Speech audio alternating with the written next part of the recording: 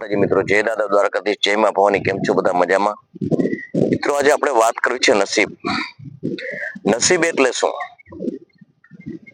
કે ભગવાને તમને જન્મથી મરણ સુધીનો જે સમય આ સંસારમાં તમને અવતર્યા આવ્યા અને જે તમારી માથે ઘટના ઘટવાની છે, સારી ખરાબ, જે કોઈ સમસ્યા સર્જાવાની છે, જે કંઈ થવાનું છે, તમે એક જ પરિવારમાં 5-7 સભ્યો હોય અને બધા માટે જુદું જુદું જે થાય છે, જુદી જુદી ઘટના ઘટે છે, જુદા જુદા જીવનની અંદર વળાંક આવે છે અને આ જે બધી વસ્તુ સર્જાય છે એને મિત્રો નસીબ કહેવામાં આવે છે.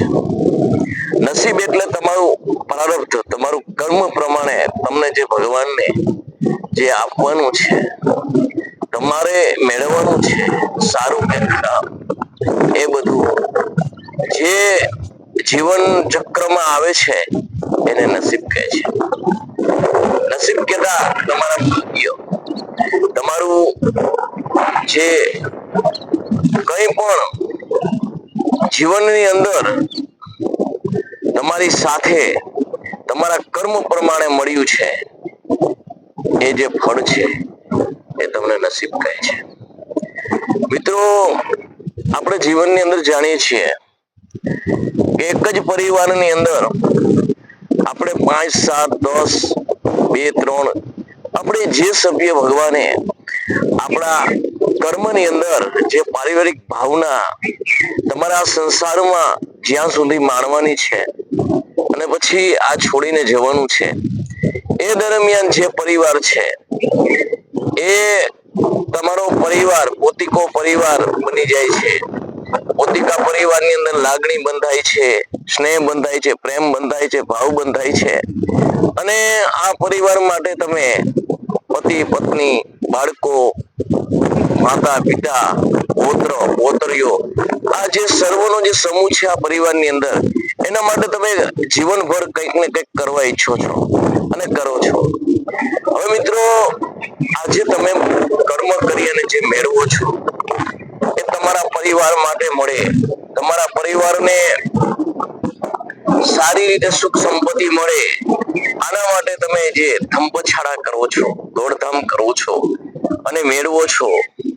પણ મિત્રો, આ બધું મેળવી અને સર્વત્ર પરિવાર સુખ શાંતિથી રહેતું હોય, ભૌતિક સુખ સંપત્તિ ના સાધનો હોય, શારીરિક માનસિક રીતે બધી રીતે સુખ શાંતિ હોય, પણ મિત્રો જો પ્રારબ્ધનો એવો ખેલ હોય ને તો જે તમે મેળવો છો, જે પરિવાર જે ખાય છે, પીવે છે, સુખ શાંતિથી રહે છે, એ પ્રમાણે તમે રહી ના શકો. તમારા જીવનની અંદર કર્મ કરી લાવી અને આપવાનું જો લખ્યું હોય ને તો એ જ કરી શકો. તમારા જીવનની અંદર મીઠાઈઓ છે, તહેવારો આવે છે અને જો કિસ્મતમાં જો ખાવાનું ન લખ્યું હોય ને તો તમે ખાઈ નથી શકતા. પરિવાર આખું ખાય છે, શાંતિથી રહે છે. એટલે મિત્રો, આ બધું છે ને નસીબના ખેલ છે. નસીબ જીવનની અંદર માણસને કઠપુતરી જેમ, આપણે વેલા વખતમાં નટ આવતા મિત્રો, ખબર હોય તો, કે જે 32 પુત્રીની જે વાર્તા કરતા અને જે 32 પુત્રીનો ખેલ રચતા, ત્યારે મિત્રો જેનો સૂત્રધાર હોય ને એના હાથમાં એની દોરી હોય અને જેમ એ સૂત્રધાર એને નચાવે ને એમ નાચે. એમ આપણો સૂત્રધાર ભગવાન છે. આપણું નસીબ એના હાથમાં છે. આપણે ગમે તેટલું મેળવીએ, ગમે એટલું ભૌતિક સુખ શાંતિના સાધનો મેળવીએ, આપણે પરિવાર માટે સુખ શાંતિ મેળવીએ, બધું મેળવીએ, પરંતુ જો આપણા કિસ્મતમાં સુખ શાંતિ ન લખ્યું હોય ને તો આપણે માણી શકતા નથી. કારણ કે આપણા સૂત્રધાર જે છે ને એ ઉપરવાળો છે. આપણે એની કઠપુતરીએ છીએ. મિત્રો, નસીબ માણસને એવો નાચ નચાવે છે ને તમારી અઢળક સાહેબી હોય, સુખ શાંતિ હોય, અને ક્યારેક એવું પાનું આવે ને કે તમારો ખેલ બધો વિખાઈ જાય, તમારો હરિયો ભર્યો ખીલ્યો મહેક્યો જે મારો હોય ને પારિવારિક એ વિખાઈ જાય. તમારા જીવનની અંદર ન ધાર્યું હોય એવું પરિણામ આવે. તમે કદાચ ને તમારા કિસ્સામાં તમે એવું લખ્યું હોય ને, આપણે કહીએ છીએ ને કે સારું કરીએ તો સારું જ મળે, એ વાત સત્ય છે. સારું કરીએ તો સારું જ મળે, પણ કોઈ પણ આપણે જાણીએ છીએ ઇતિહાસની પાનાની, રાજા દશરથે હિરણ જાણી અને બાણ છોડ્યું અને વિંધાણો સરવણ. આવું છે મિત્રો. જો તમારા પ્રારબ્ધની અંદર કંઈ પણ કયા બાને કઈ રીતે કોનું ચૂકવવાનું છે, કોને દેવાનું છે, કોનું લેવાનું છે, આ બધું નસીબને આધીન છે. એટલે ન ધાર્યું હોય એવું જ્યારે પરિણામ આવે ને ત્યારે સમજવું કે ભગવાનનો કંઈક સંકેત છે. ભગવાને આમાં કંઈક એવું છે કે કંઈક કરવા અથવા કરાવવા માંગે છે અને કંઈક શીખ આપવા માંગે છે. નસીબ મિત્રો એક એવું જીવનની અંદર આપણા અંદર વિધાતા જે આપણા કર્મ પ્રમાણે લખીને આપે છે ને, સમજવું ખૂબ મુશ્કેલ છે. પરંતુ હા, ઈશ્વરનો ભરોસો હોય, ભગવાનનો ભરોસો હોય, ભગવાનના વિચારો હોય તો એમાંથી પણ તમે અડગ મન રાખો તો પાર ઉતરી શકો છો. અડગ મનના માનવીને હિમાલય પણ નથી નડતો, એને પણ ઓળંગી જાય છે. જીવનની અંદર ધીરજ ધરો.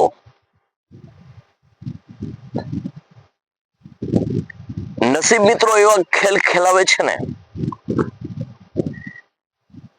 કે તમે સર્વત્ર સારું કરવા ઈચ્છતા હોવ ને, સારું કરતા હોય ને,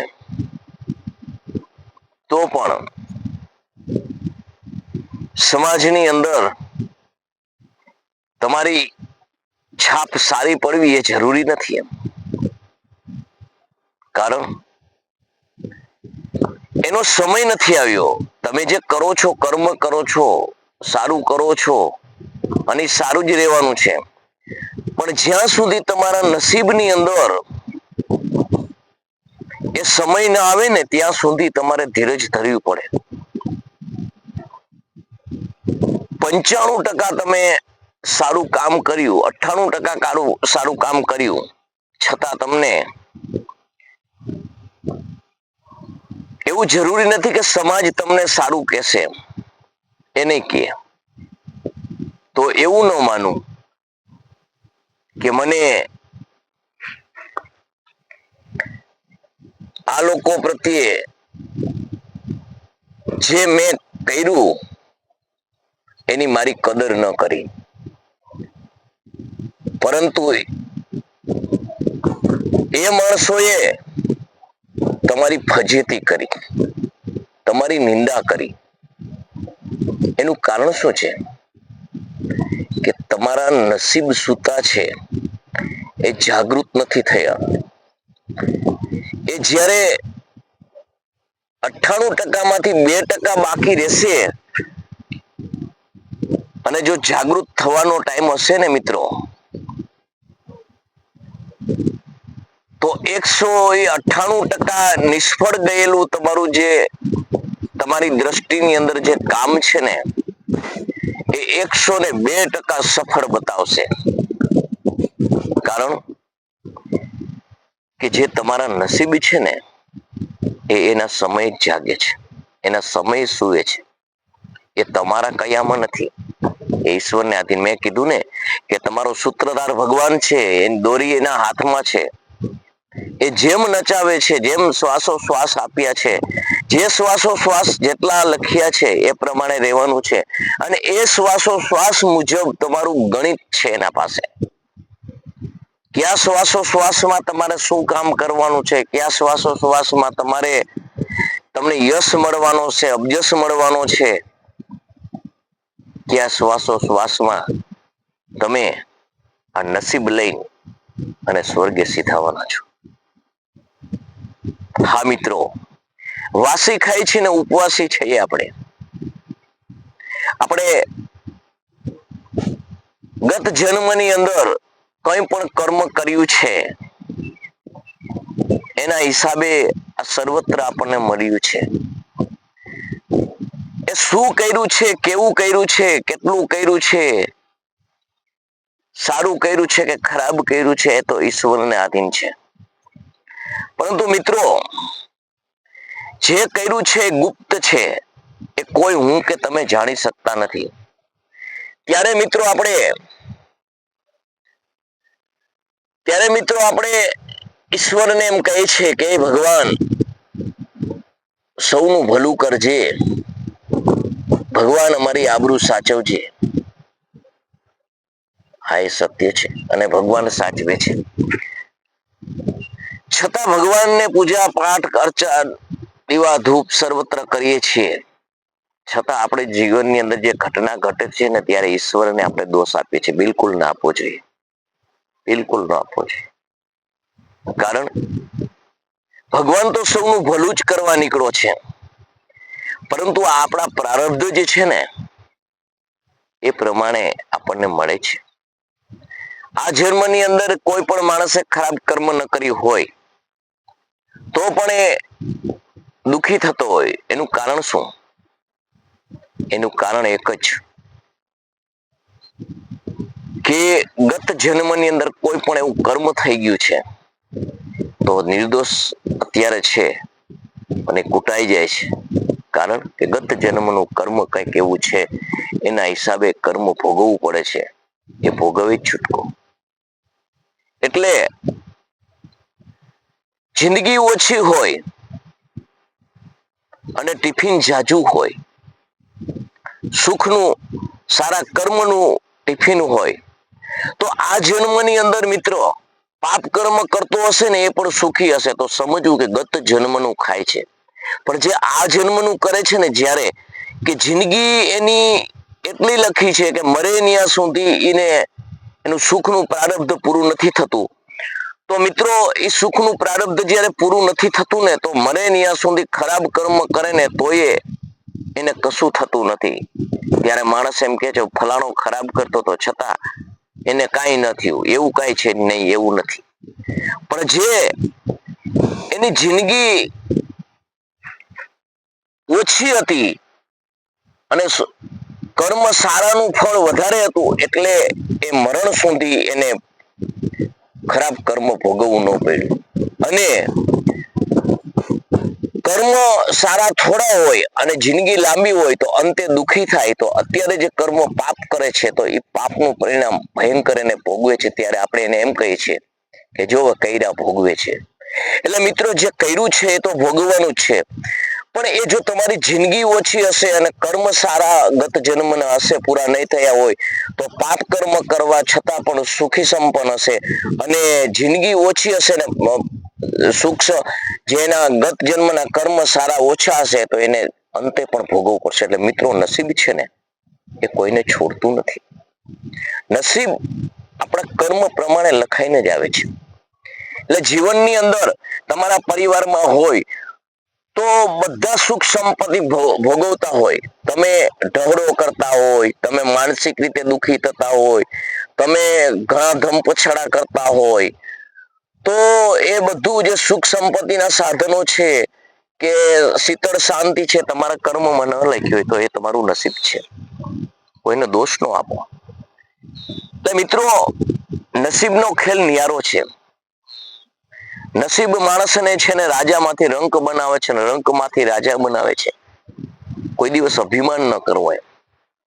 તમારા ઘરે અઢળક સંપત્તિ હોય અને કોઈ માણસ તમારી પાસે કંઈક દિવસો જોઈને આવે તો બને તો મદદ કરવી, ન બને તો મૌન થઈ જવું અને શાંતિથી એને જે થતું હોય કહી અને શાંતિથી એને જે દિલને ઠેસ ના લાગે એવો જવાબ આપજો.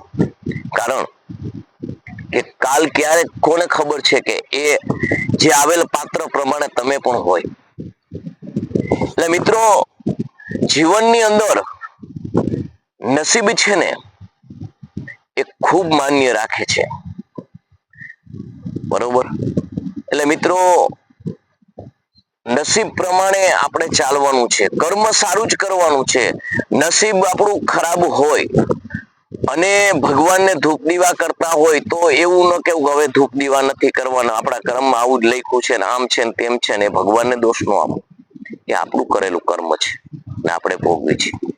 જાણીએ છીએ આપણે કે ભગવાને પણ જે સત્ય સનાતન માટે, ધર્મ માટે કઈક કૂટનીતિ આપણે ઇતિહાસના પાનામાં રચી છે ને, જે પાપને અડવા માટે કૂટનીતિ રચી, છતાં એને એ ભોગવવું પડ્યું છે.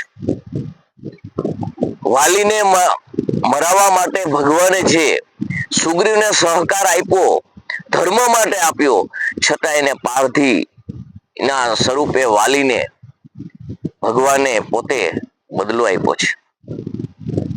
આપણે જાણીએ છીએ મિત્રો, કોઈ દિવસ ભગવાન છે ને કોઈનું બુરું કરતો નથી. ભગવાન સૌના માટે ભલું કરવા જ નીકળ્યો છે અને ભલું જ કરશે. તો તમારા દુઃખના પ્રારબ્ધ હોય, નસીબ સારું ન હોય તો કોઈ દિવસ નાસીપાસ ન થતા. કર્મ સારું જ કરજો.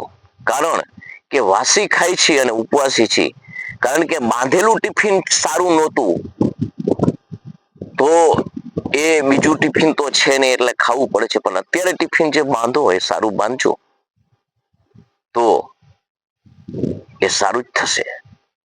તો મિત્રો, આ વિડીયો તમને કેવો લાગ્યો તો તમારા મંતવ્યો મને જણાવજો. લાઈક કરજો, શેર કરજો, સબસ્ક્રાઇબ કરજો. અને મિત્રો, તમારા બધાનો ભાવ મારા હૃદયમાં છે.